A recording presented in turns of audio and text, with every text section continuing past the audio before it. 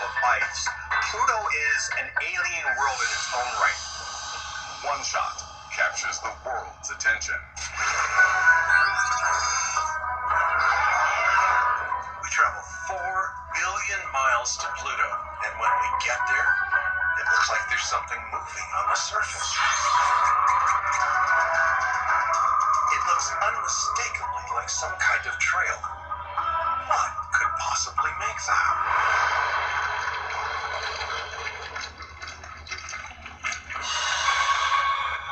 Like snails gliding across the icy plains.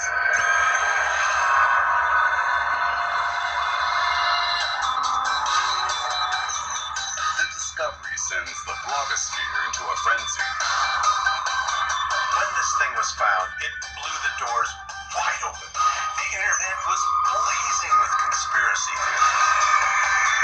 Could this unexplored world be hiding the solar system's greatest secret?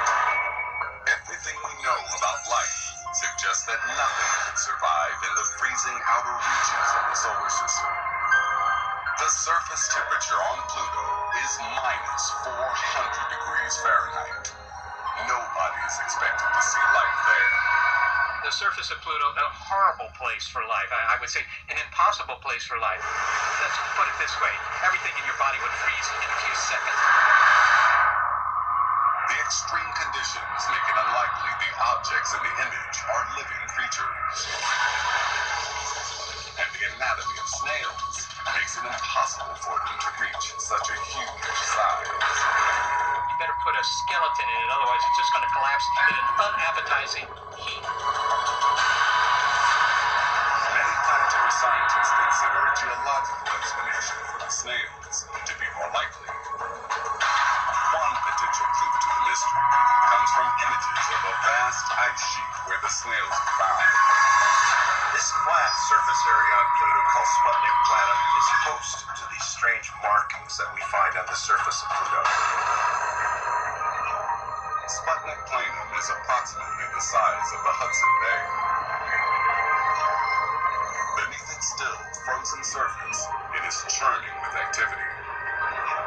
Many people believed it was a dead world.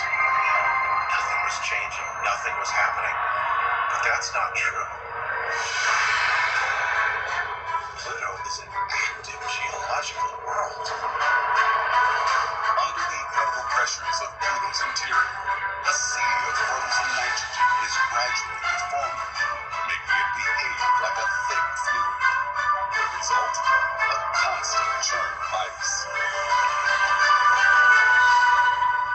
Think of a lava lamp with a blob slowly coming up from the bottom of the lamp. This is exactly the same thing that's happening on Pluto. Over thousands of years, geological plates of frozen nitrogen push up to the surface of Pluto, where their edges cool and begin to crack. These lines are none other than the edges of convection zones, where warm material has come up in the center, and then cold material, now cooling, drops down along the edges. The convection theory explains the trails as partially frozen cracks, but it doesn't explain the movement of the giant snails across glaciers of nitrogen. These giant snails are probably water ice. Pluto is so cold, water freezes into rock-hard mountains of ice taller than the Alps, which cluster around the edges of the nitrogen plains. Frozen water is less dense than frozen nitrogen, so it floats above it. Water ice is going to be rock hard and might form a large iceberg. It would sit on top of the nitrogen ice. That's what we're seeing on the surface of Sputnik Planet. We're seeing icebergs floating in a sea of frozen nitrogen. The snails are not living creatures, but their very existence may offer new hope for life on this inhospitable world. If the temperature below the surface is warm enough to produce glacial activity, then Pluto could potentially host new forms of life. We think of life as being on the surface of Pluto. It's conceivable that if you dug a deep hole on Pluto, you might find some sort of microbial life way down there. 80% of the life on our planet is actually underground. There's more life down there than there is up here. In the few brief months since it flew past Pluto, New Horizons is revealing that even 3.5 billion miles from the sun, life may find a way. There may be life on Pluto. I mean, you can't rule that out altogether, but it's not going to be on the surface and it's not going to be big.